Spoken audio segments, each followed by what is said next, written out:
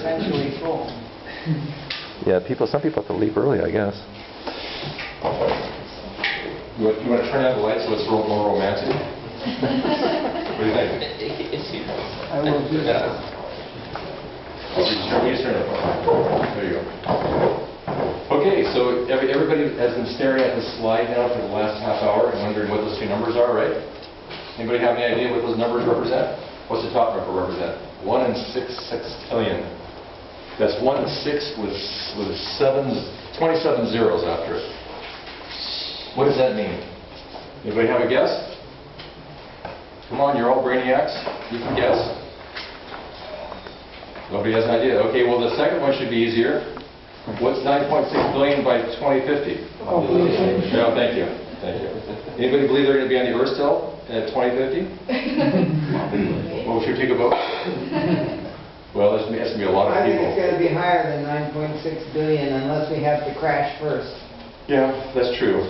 Well, since a lot of you are biology-focused folks, we have these wonderful microbial creatures that inhabit the Earth that have been there prehistorically, viruses and bacteria. It's highly likely they may have their way with the human species, right? I mean, every week on the news, what do we see? A new viral strain, right? Or Ebola. So let's move on here. I can figure out how to do this. Let's see here.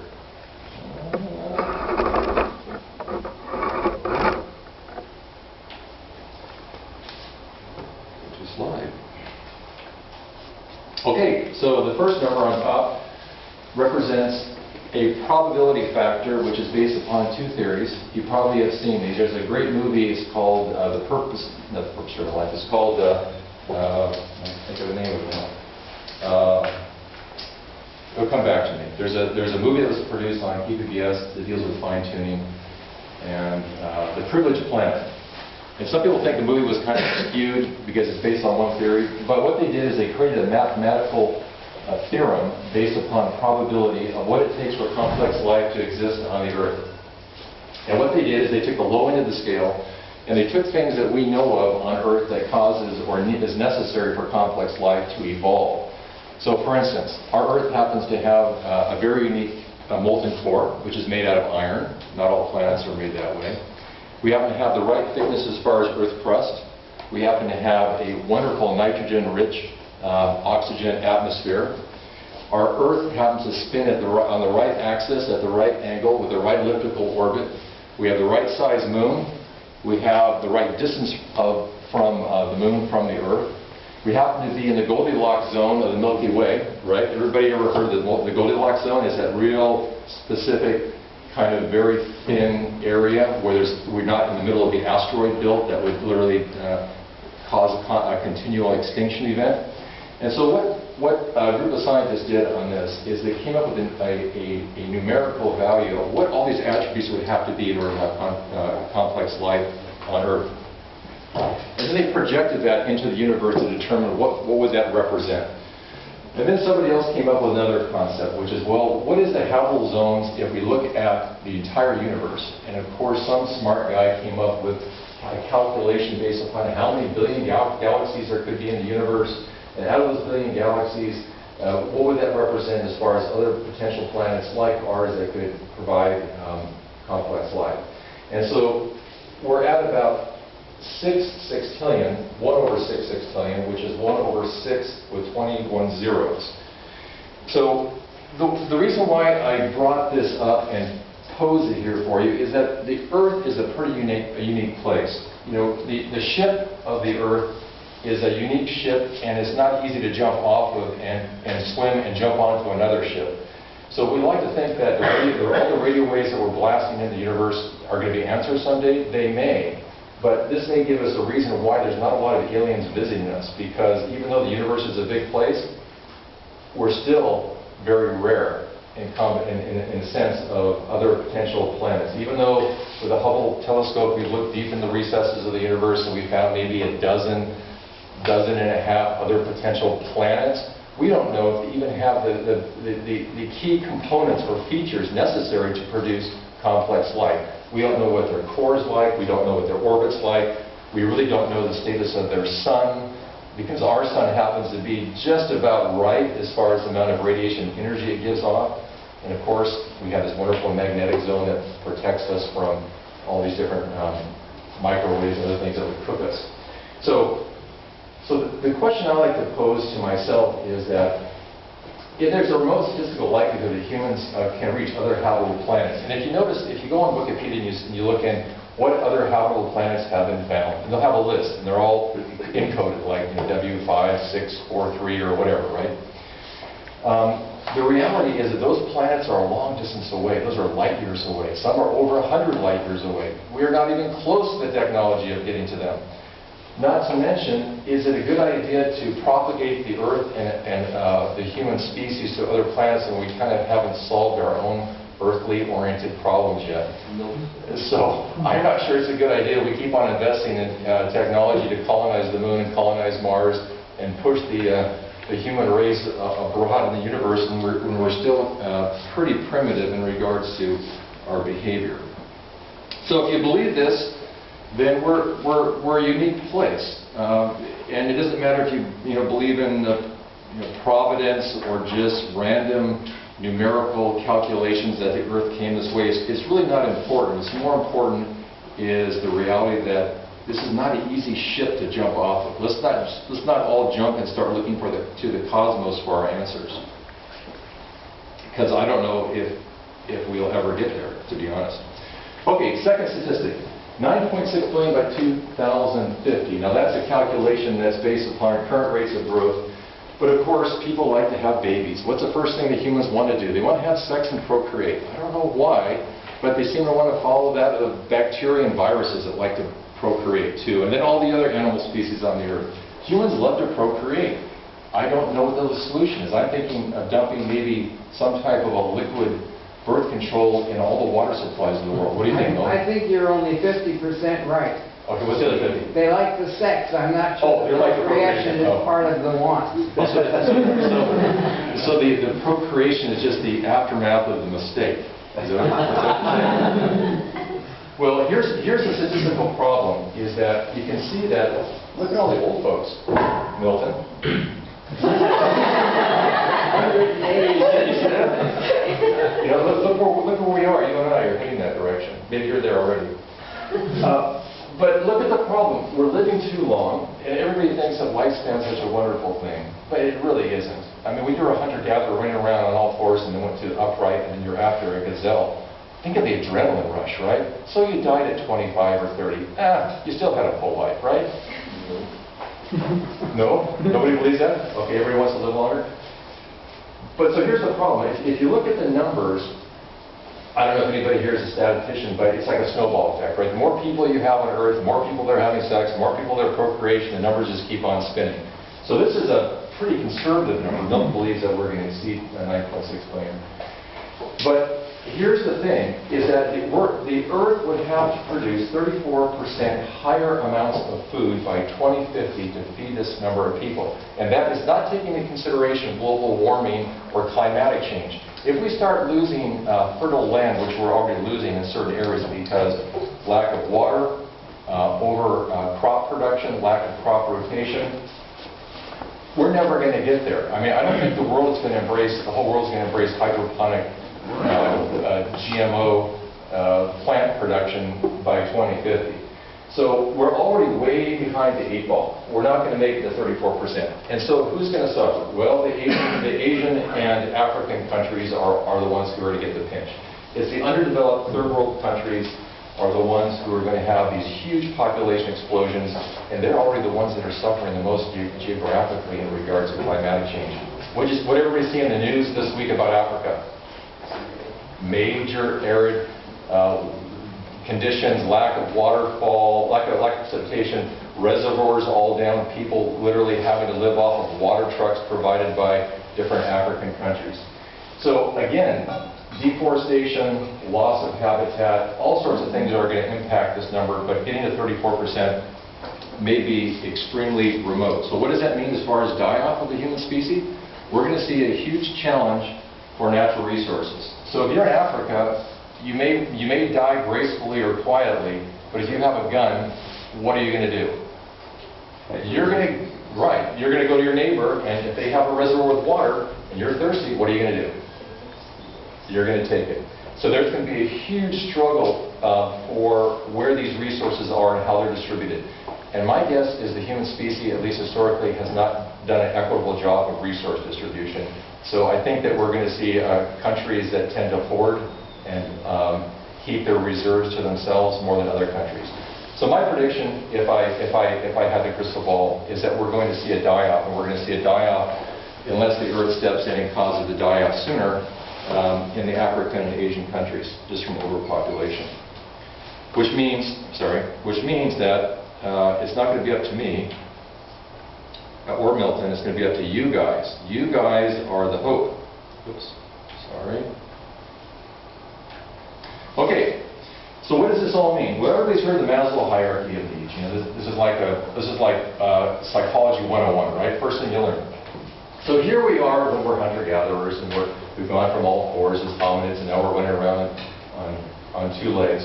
What are our basic needs? Well, we got to breathe. You got to have oxygen. Thank God the Earth has enough oxygen currently for us, right? We have enough food, certainly in America. Water. We seem to have no shortage of sex. I don't know why. We need sleep. Obviously, sleep deprivation doesn't work so well. We don't function very well without that. And of course, we all poop, I think. Anybody stopped pooping yet? No? Okay, so we all have excretion.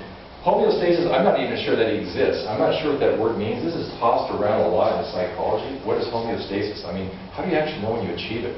You like wake up and go, perfect balance in my life. I have this homeostasis. So I think Maslow, you know, it makes sense from a physiological standpoint. Homeostasis, I think, is a goal to achieve. But certainly there's going to be a big struggle, except for this. We're going to need a big struggle for water, food, and of course, clean air we'll probably have unless we destroy the upper atmosphere. But then moving up the scale, right? We all want security. You know, we have all social issues, social mores that are created, social norms. We want to own property. We want to have our health, friendships, peers, self-esteem, etc. But here's the million-dollar question: how much of this, beyond the physiological level, is really necessary for survival? We seem to spend an inordinate amount of time as humans focused on, in America at least, on Western world countries, on this portion. For instance, most people that go to a psychologist for counseling, what are they going to talk about? Are they going to talk about they don't have enough food or water? They'll probably talk about sex maybe, or maybe their sleep cycle disruption. They're probably going to be up in here, right? Oh, my self-esteem was damaged, you know, my dad used to beat me daily, you know, and whatever, right? You know, they're going to be talking about these higher function issues. But in reality, when we're hunters and gatherers, I don't think we focus a lot on self-esteem. We're too busy foraging for food. We were too busy trying to survive, build enclaves of people so that we could survive the attacks of other wild beasts. So we focus a lot on loving, belonging, etc. And you know, some of this is important for, we don't want to be, none of us want to be an island. We want to have relationships. We want to have the need to belong or feel included. We want to have some self-esteem. We want to feel good about ourselves. And obviously safety is important, but in reality, you know, it may go backwards to where we have less focus on these higher levels of achievement as humans, as far as what we consider a need, than we have now. So the future may change that particular pyramid. So there's been a discussion for a long time, do humans have instincts? And I like this one because the most primitive human instinct seems to be the nature of humans, because what's the instinct that we see a lot, or the behavior we see a lot about humans? What's the magic word that starts with the A right there? Are humans aggressive? Yes. Well, when you drive the freeway, there's a great example. Right? In rush hour, is there anybody that lets you in if you put your blinker on? Heck no, they're not going to let you in. So aggression seems to ooze out of our pores. So we could call this one of our primeval instincts, I would call. Some people think it's related to survival because, you know, fight or flight, everybody's heard that term. You know, when you get into the adrenaline rushes and you're in a situation where your life is threatened, what do? Either fight and become aggressive at that particular moment, or you leave, right? You get out of that situation. So it may be that we have a problem with one of our primitive instincts, aggression. Because what we like to do is we like to dominate, we like to control, we like to assert ourselves constantly. We have really little regard to other human beings if it doesn't affect us personally. If you have a group of people that are your peers, and they're not a reference point of me, and I don't care about them because they really don't influence my life, am I going to spend a lot of time investing in your group of people? No, because it has no value to me personally. So again, I'm not trying to paint us as terrible barbarians, but what I'm suggesting is that we have a very primitive instinct that's been a part of us for a long time, which humans have a very difficult time controlling. If you notice, what are most wars caused by? Aggression. Because we want what somebody else doesn't have, right? We want their resources, just like we spoke before. Yeah? Is that aggression or is that greed? Because aggression is different. You consider, let's say, a lion is aggressive and something Right. else is trying to take something what it wants. Aggression is, let's say, when, for example, you're fighting over a basic need, which will be short in the future. But if you look at wars, if you look at the greed for oil, that is something which is very different. I mean, even if we can manage aggression, and I think the question is only, can we manage our greed? Well, can you agree to be aggressive? Yeah, I'm not suggesting in a situation where you're fighting for a bone because you're starving to death that aggression is not useful. What I'm saying is that regardless of how far that we think that we have adapted and evolved as humans over 250,000 years, we seem to have an instinctual problem. And it seems to be a disconnect. I don't know if you noticed that, but we all like to talk about our higher level of function as humans. We focus on biotech, we crunch numbers, we use our frontal lobe all the time, and we do these wonderful things with our problem solving, our ability to do abstract thinking, etc. But this never seems to leave, if you notice that. There's a root of aggression that seems to exist at the base of human species. So I don't see it changing. I have not seen that change, but I think the disconnect may cause a problem for us. So the question is, can we ever master aggression, or can we master any of our primitive instincts? And with any of our instincts, the question is, by ignoring them or becoming in a sense, more cognitively focused and distance ourselves from our primitive instincts, does that do a disservice to who we are at our core? Because remember, as a species, 250,000 years, or 200,000 years if we count Neanderthals, we haven't been on the Earth very long. If you look at how evolution works on a time scale. Yes, there's breakthroughs. Yes, there's catalyst moments where evolution goes to work and species kind of hyper jump for a moment. But the reality is that evolution takes time, and adaptation takes less, right? But we haven't been around long enough really to see where this is going to go yet, certainly compared to other species. We talk in the geologic timetable, we're the new folks on the block. So, human instincts. So here are some of the ones we talked about. These are the ones that you could say exist or don't exist, but obviously we were hunters and gatherers, so we got to have food. If we go back to a time or period where there's no food, we're going to look for food because we don't want to starve to death. We're probably going to continue to have sex. Humans like to laugh, assuming they're not so depressed that they can't laugh. But we're curious.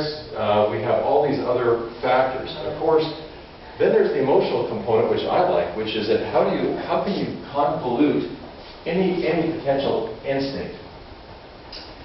If you have flight or fight, and you're escaping, there's going to be fear involved. The question is, how do you master your fear?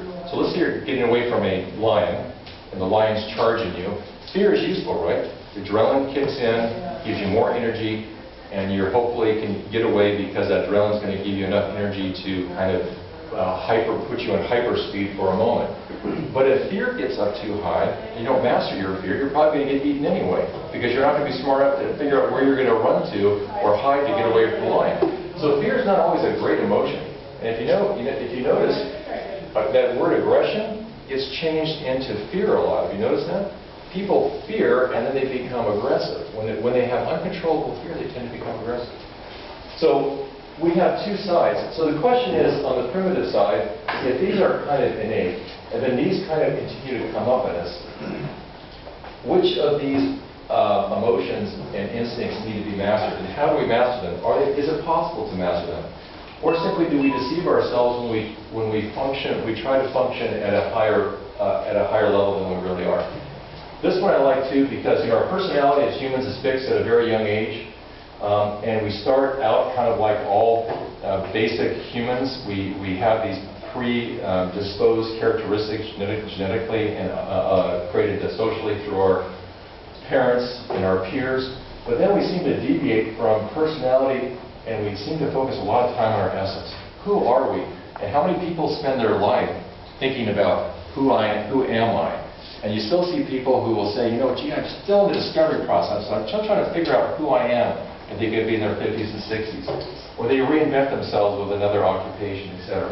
So at least modern humans seem to be focused more on the higher cognition and being kind of free from instinct and kind of exploring who they are. I don't think hunters and gatherers had the time to do that. I don't think that their very basic component of the human being spent a lot of time in the upper quadrant when they were too busy looking for food.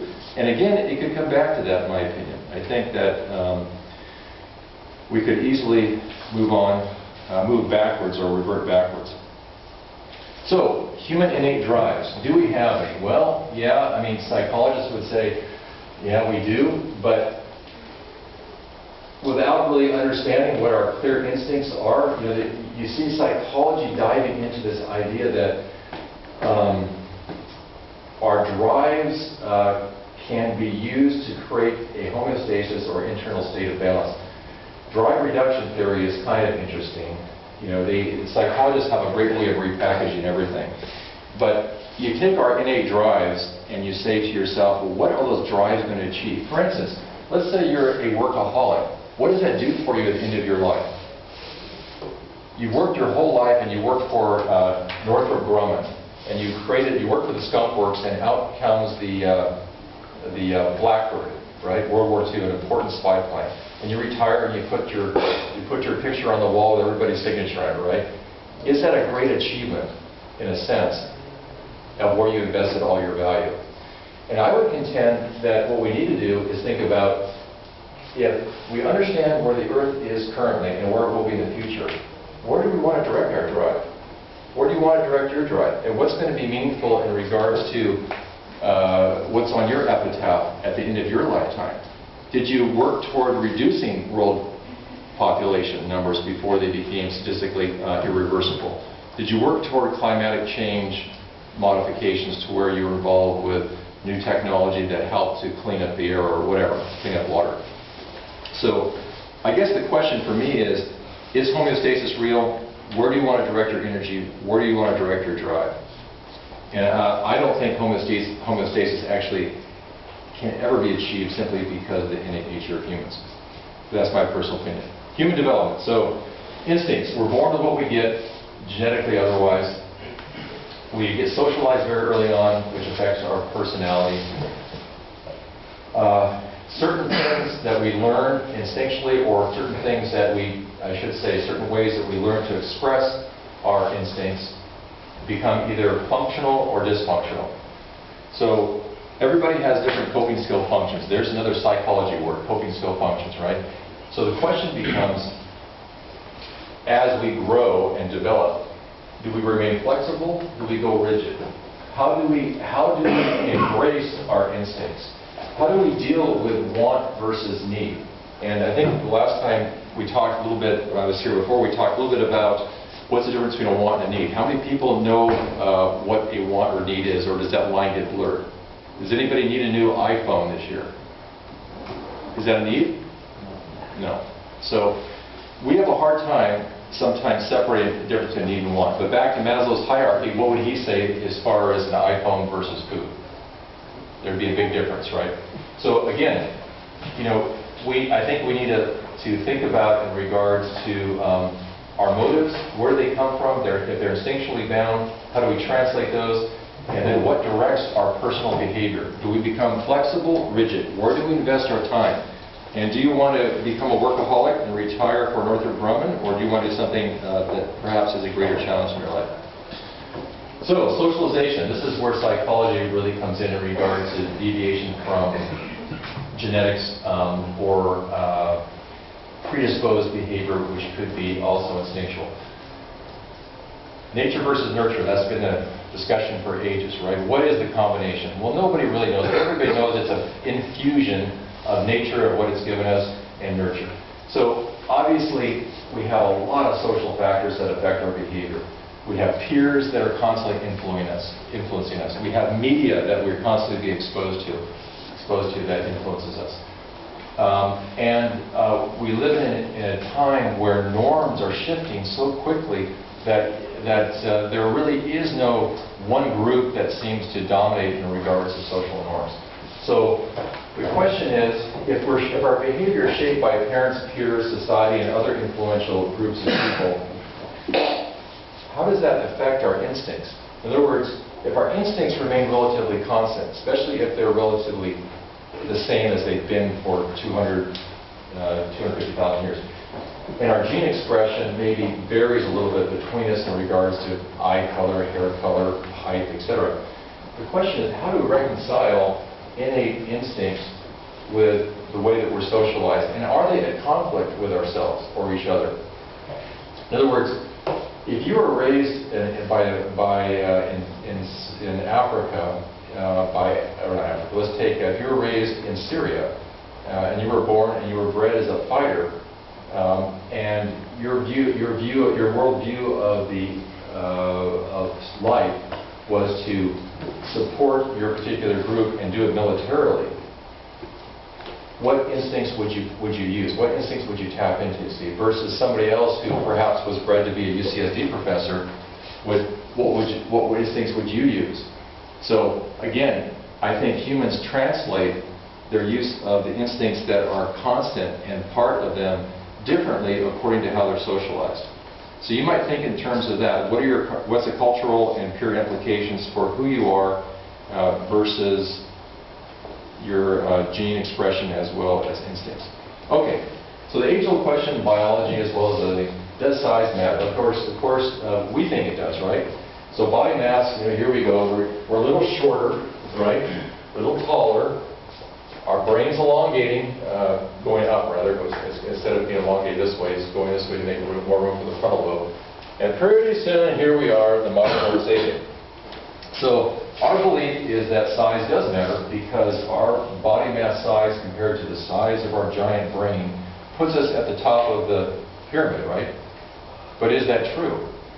Is there a direct relationship between the size of a species and the size of their brain? Or is it more of the epicenters of the brain or the physiology of the brain and the amount of the brain that actually gets used for different purpose, instinctual or otherwise? So, anybody know what percentage of the brain actually gets used by humans? Anybody hear the number? 1%. Yeah, it's way down there. It's next to nothing. So, we have this huge brain, and I'm not even sure we're using it or using it correctly. So, for some people, they may be less than 1% that you meet on the street. But I think there's this disconnect between humans' interpretation of intelligence. We're saying that we've arrived because our brain is now tall. We've got all this space in the frontal lobe for our higher level cognitive functions, cerebral cortex. Look at us. I mean, we're the pinnacle of achievement, right? Everybody believe that? Everybody believe they're the dominant and superior species on Earth? Oh, well, what about the poor whale and dolphin? Gee, they've been around for 35 million years.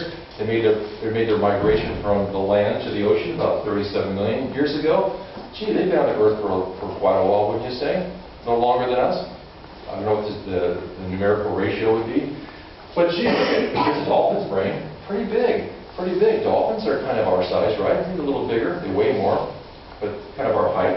They've got a very sophisticated brain. In fact, science is now projecting that the ability for dolphins to communicate is actually much greater than once thought, as well as their imagery, which is all through sound bouncing, right?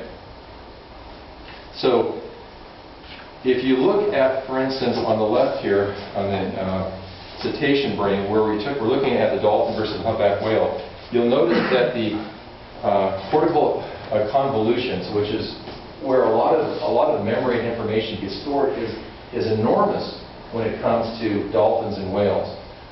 And the question is, how again do we measure intelligence? Do we measure intelligence because we can catch a whale and we can kill it and we can use its blubber and we can turn it into byproducts?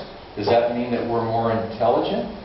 Or does it mean that the whale, because of its evolution, has learned to fit into its environment better? It lives within its means better. It does not over-dominate other species. It does not destroy its environment for which it lives. And it seemed to do very well on its migration patterns. So, the million-dollar question is, do we need to redefine what intelligence is? Knowing that brain structure and brain activity may be greater. Cetacean speech productivity. So we both have similar areas. The Broca and the Wernicke's area of the cerebral cortex, you'll see where it describes speech production. And the difference for us is that we spend so much time talking about images, but what do dolphins do or whales do when they want to communicate with an image? Let's say they see a school of fish. What do? Bounce sound off of it. They're right. They bounce sound off of it, and they communicate it from sound imaging. This operates under the assumption that the other whale has already seen a mackerel and already knows what a mackerel is and doesn't need the other whale to describe what a bait ball of mackerel is. Because as soon as the whale sees it, they're going to go, buddy over here just said he saw a bait ball. I'm ready to go in and let's work together to kill the bait ball and use it as food. So just because a other mammal communicates differently doesn't necessarily mean that it's less intelligent. So anyway, I wanted you to at least think about information conveyance, how we convey information, how we communicate, and what's really necessary survival. And do whales and dolphins do a better job of communication than humans? Are they more efficient because they're using imagery? Could be. Food for thought. Marine mammal cognition. Again, marine mammals have a huge capacity for cognitive thinking, which humans like to believe that we have the corner of the market for.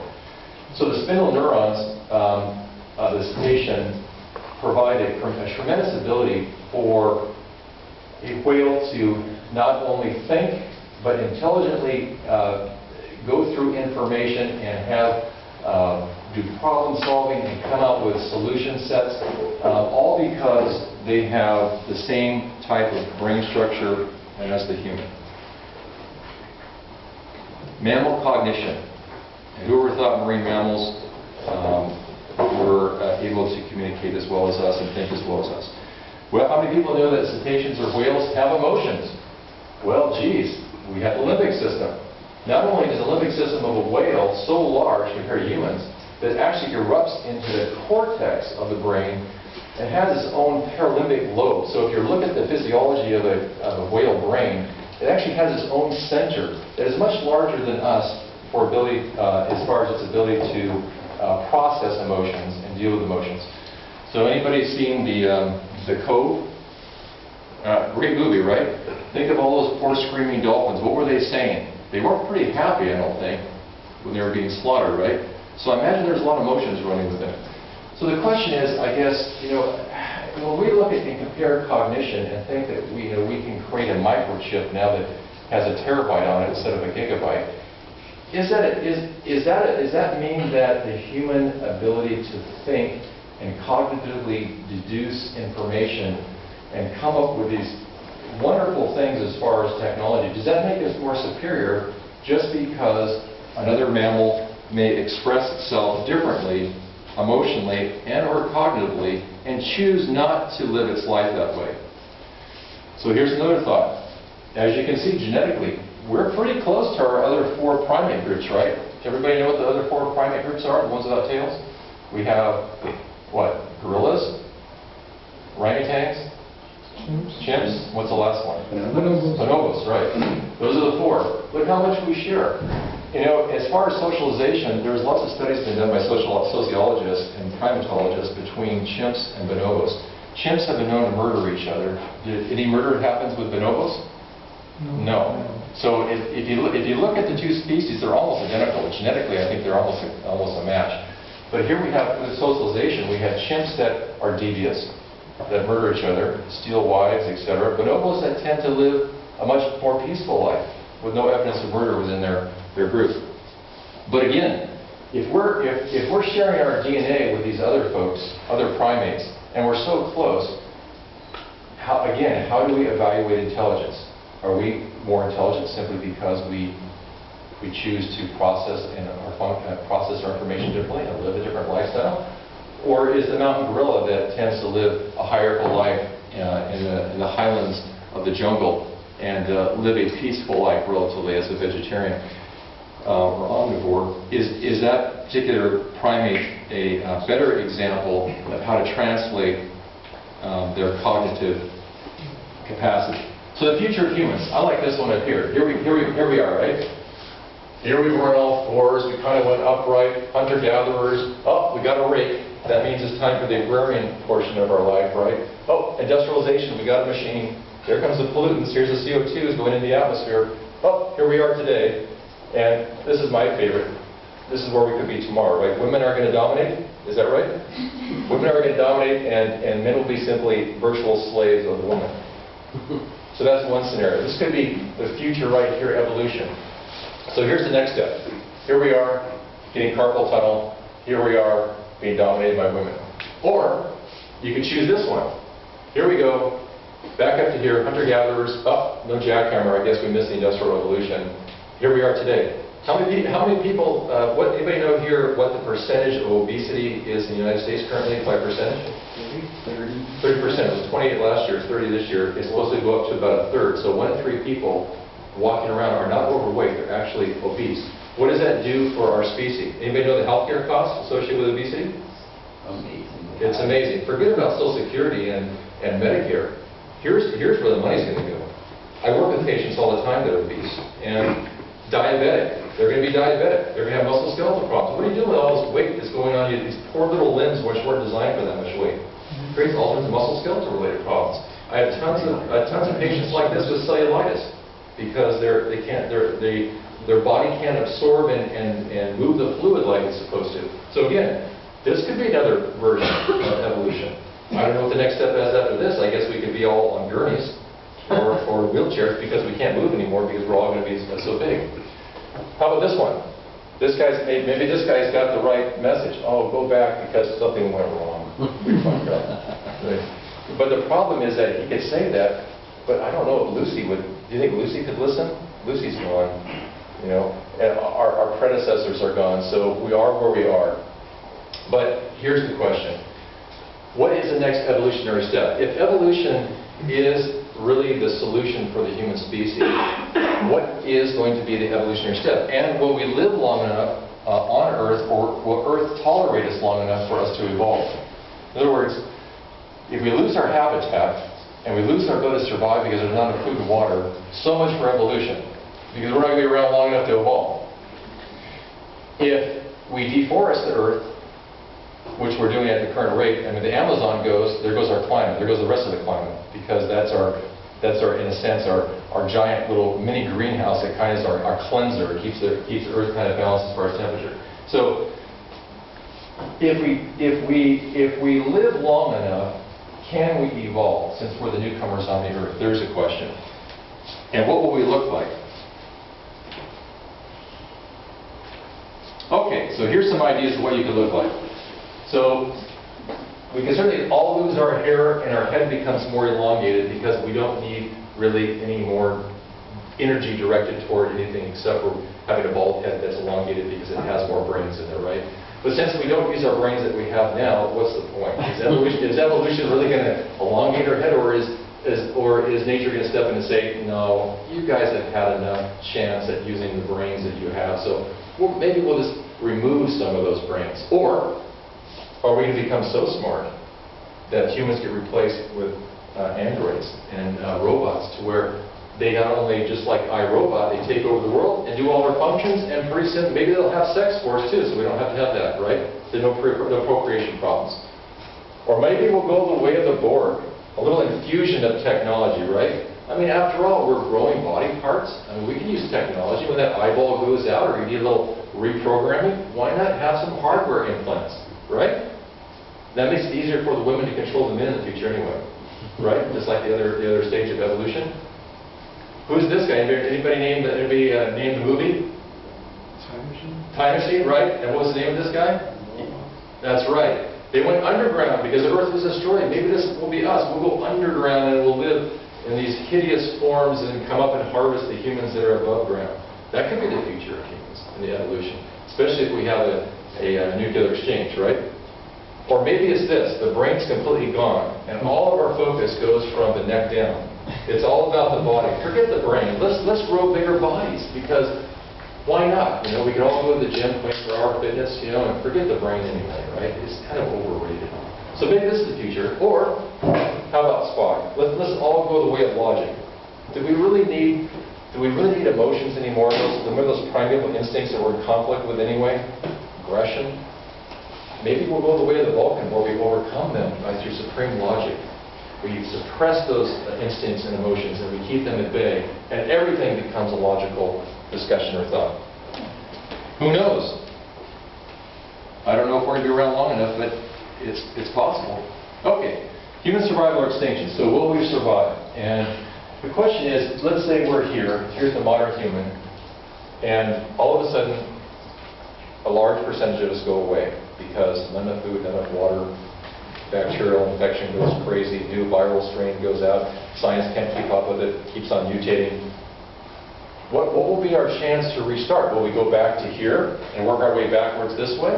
Or which direction could the human species go? Would the clock restart in a sense?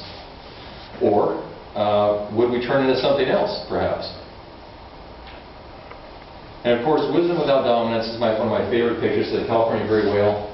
If you ever get a chance, I encourage you to swim with dolphins and whales, because if you ever look in their eyes, there's something that I can't describe to you of what the experience is like.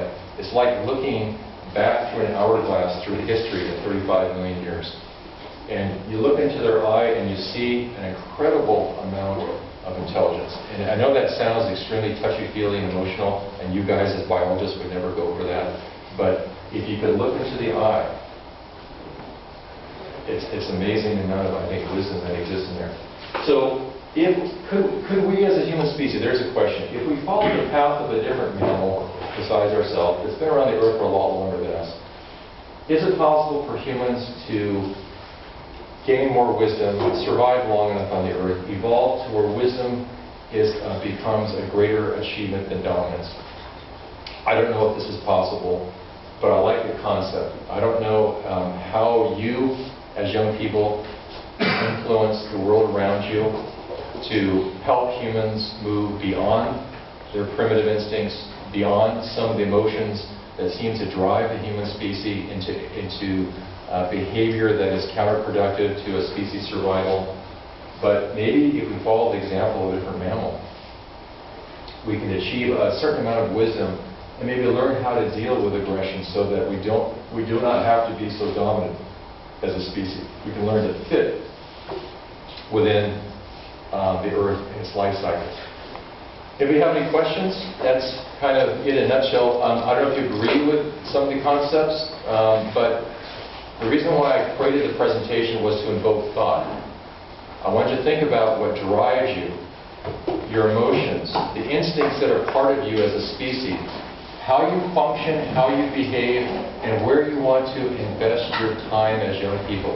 You are the solution or the problem for the future. You're either going to add to the problem or you're going to add to a potential solution. That's my take. Milton and I think are too old for that. But anyway, anybody have any thoughts in regards to any of this? Any of this ring a bell? Invoke any thinking that would interest you? Anybody believe they have any primitive instincts left in them? Got a few left? Of course. Yeah. Everybody's got the sex part left, right? You know, because we've seen that. We see the procreation portion going. Well, Any comments? well, one thing is Yeah. aggressive behavior corresponds to testosterone levels.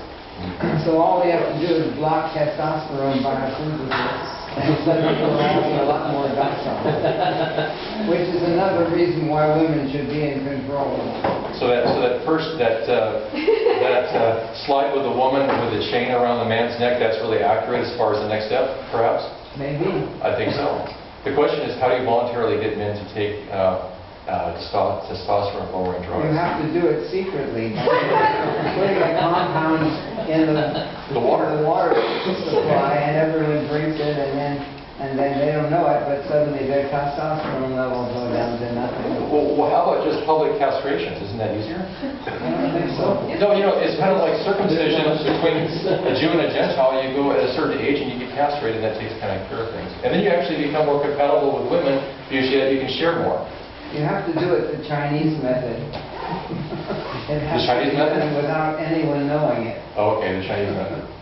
Okay, besides testosterone reduction therapies through the water supply and covertly, where we drop a gas in the upper atmosphere and it kind of disperses through the jet stream. Anybody else have any other ideas of how they're going to perhaps contribute to the positive outcome of the human species versus where the human species is going? Well, Yeah. we need to, if we achieve to keep in check our practices or even eradicate them, I think we have a chance. The practices are part of the root of the problems, many wars and many problems that we are facing, even what we're doing to our environment. And I think that's an important step, but very difficult. What could you do to help that, though? What would you, I mean, here we are, we're all individuals here. What do we do collectively as a group or individual? How can we positively affect that? Well, try to fight our own prejudices and be open to communicate that to people. Well, yeah, go ahead. I think the one thing which I feel is very important, which is, I don't think this is a fundamental instinct, which is greed and what he brought up, prejudice. Those are two things which I feel are the root cause of so many things, because if we were just how to, and this relates to the higher levels, that if you stuck too much in the higher levels as well, then you're more prone to these things. And if you're stuck too much on the lower levels, it's also bad. Relating to aggression and all of that, I feel the only way to conquer it is to accept it, to accept that, and that's true for both vices. I feel if you accept that you have this prejudice, if you are aggressive and if you're aware of it, and if you mentioned if you're running away from a lion, if you're aware you have the fear, then you can channelize it. But do you think most people accept their rudimentary behavior, or is it something that we try to distance ourselves from? Which way do you think that goes for most humans? I mean, is it repulsive and repugnant kind of to embrace the slime in which we came, because we like to think of ourselves as a much higher level of cognitive being, or do we distance ourselves, or do we embrace it? Which way do you think humans do it? I feel whatever tendencies we accept it insofar as it speaks something positive about ourselves. The moment it speaks something negative, then we tend to distance ourselves from it, and I think that's true for both. I think a lot of the primeval things are spoken in a negative context, so we distance ourselves from it, but even other things, if it's spoken in a negative context, then we distance ourselves from it, like, oh, that's not us. Well, I think that's good. What's your question? I was going to say, education about issues, like one of the biggest factors in determining how this all turns out, because it's well known, like let's take overpopulation for example. So it's really well known that educating, especially women, leads to lower amounts of pregnancies, and Right. so education about issues is probably one of the most important things to just deal with these situations. Unfortunately, education takes a long That's time. right. It's Yeah. a long curve. And what's worse is there's no proof that education is responsible for the lower birth rates. It seems that rich people and educated people have greater access to contraception and abortion services, which is the probable reason, I think, why rich people have fewer children. It's the will to be educated and What's your question? Or thoughts? I guess where do people, like, there's some people like don't feel aggression, or people that don't feel, don't feel sex drive, and where do all those people that have like different, I guess, cognitive are different communities? Where do they fit in this? Well, you mean like other people who have alternate lifestyles? No, like No. they literally, they're psychologically, they do not feel aggression. Well, they don't have the same sex drive. They cannot feel like. Oh. Well, everything is hormonal as far as I know. I guess you have a cognitive impairment that would impact the way you perceive sex. But No, but I mean, like, where do those people, like, what if, like, there's a kid what if, like, people start being born like that? Oh, I see. How does that affect? Well, it'd be good, yeah. I mean, if a step of evolution was where we could kind of through selective breeding, we could choose species that would tend to perhaps think more balanced about sex and less instinctual, perhaps more of a controlled basis. I suppose if we can selectively breed dogs with new species, come up with new breeds all the time, we can selectively breed humans, certain traits out, right? Maybe. I wish that actually women would run the earth, because I think the problem on the testosterone side is that women are actually much more level thinkers, and they're less oriented toward knee-jerk emotional reactions. Unless I missed something all these years being married. I understand that we used to be that way, in the sense that hundreds of years ago, when a baby was born with any malformity or anything, it was immediately killed and removed from the population, and only strong, healthy babies would be allowed to grow. For example, the Aztecs and the Mayan race, they used to do that. Right. They Well, were breeding warriors. maybe if we knew more of the genetic traits and we could control them, that might be our solution to, which would be the precursor to evolution, right? We would actually beat evolution to the punch by breeding out all these repugnant things in us. Yeah. I mean, again, this maybe might be, but I always use the word, I feel, homeostasis, and I feel that's very important. Oh. I feel the problem is when you're stressing on one thing, like, okay, women should dominate, okay, men should dominate. I feel if you use the word dominance, it will always lead to troubles. I mean, it will lead to, it could lead to conflict. I mean, we never know, True. So I think there's always has to be homeostasis in anything with respect to whether women and men have to be on an equal plane. I mean, your primitive versus your, so-called newly evolved, newly evolved, higher cognitive traits have to be in a balance. So I feel the key word is striving for homeostasis, because strangely enough, the fundamental one is the most strangest thing about human society, which I would say which is the most deviated from other organisms, is that we don't desire homeostasis. If you look at nature and any other organism, They're already homeostasis. they strive for homeostasis. If a pride is going too well, there's always some mechanism to actually check it. But Well, here's a question for you. If you had innate functions only, you were a lion and everything was driven by, as far as your behavior, by instinct, would that be you've already achieved homeostasis? Because the homeostasis is part of your encoding. With humans, I guess the point of all this is how far have we drifted from our encoding? Way off. Right, we're way off the mark. And the problem is that because of our brains and our brain size and our cerebral capability, we tend to drift any direction that we want to, rather than or reorient ourselves or recalibrate ourselves. So homeostasis, a great goal. I don't know. I've noticed that a lot of humans like to dominate and control other humans, and they seem to thrive off of the ability to say that something is theirs, or they have a higher social status. That's just my observation. I haven't seen a lot of kibbutzes in the United States, or a lot of cooperative ventures to where everybody is perceived as equal and working toward a greater whole as other species do. But any other thoughts? Any other thoughts on homeostasis? Yeah. Have you seen the movie Idiocracy? I don't know if I've seen that one. My favorite one is The Road. It's a good one. It's a really comical take on this. It's basically all the really smart people, like, they don't have sex, they don't procreate, and then like a high school football star who gets all the girls but has no brains is the one, and it's like, it's great. I would highly recommend it. I think Milton should show that as part of his class curriculum. Idiocracy. Well, read that one. what's it called? Idiocracy. Idiocracy. Was it a major production like PBS type thing? Or? No. This is like a Hollywood movie. Oh, okay. It's a satire. Yeah. Your emails, your slides. Milton, I'll email it to Milton. He'll post it, right? And then you can access it through the Blackboard. Well, what about those questions? Yeah. Here's a good question. How do you define wisdom? Can you achieve it? How do you know when you have it? I mean, for instance, let's say the whale doesn't even know it's wise because it just does instinctually what it's always done. But it lives in perfect harmony within its environment with everybody and everything within its instinctual bounds. We don't. So if we want to put a definition of wisdom, first we have to define it. So what is wisdom?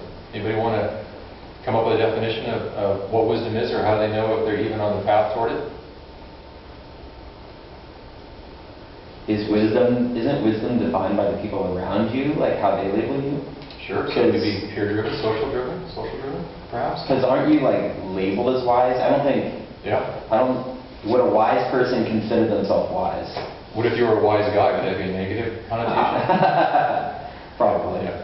I feel wisdom is the ability to actually know how to live and know how to find answers. And I feel if you everybody knows the answers, then you just label them as snooty know-it-all. But if somebody knows how to find the answers, if you give somebody a problem, okay, and he says, I don't know, but I'm on the right track. Even if he doesn't know how to find the answer, but 15, 20 years later, he actually finds it. Somebody else finds it. But here's the question: how do you know you're not deceiving yourself? Yeah, what about you know how to Google things? You're watching. I mean, we can all live in a bubble where we believe we're the wisest people on earth, and we sit on a mountaintop and we believe we've achieved it. But how do we even know that that is even real? So anyway, food for thought. I think though that one of our problems, and I think Milton would be a good discussion point at some point in the future, is that humans are so busy defining everything for everything else, every other species on Earth. They define it for how we live in relation to animals, how we live in relation to habitat, how we live in relation to life cycles, how we live, etc. And we define all these things and we put rules on them with words. And the question is, are those words really meaningful? And how does that jive with science? So I think there's a disconnect, and I think that if we explore that more, we find that humans are great at labeling and defining, but they're not really great at understanding. That's my take. All right, thank you very much. Thank you. Food for thought. I'll stick to the Okay. Everybody here gets an A.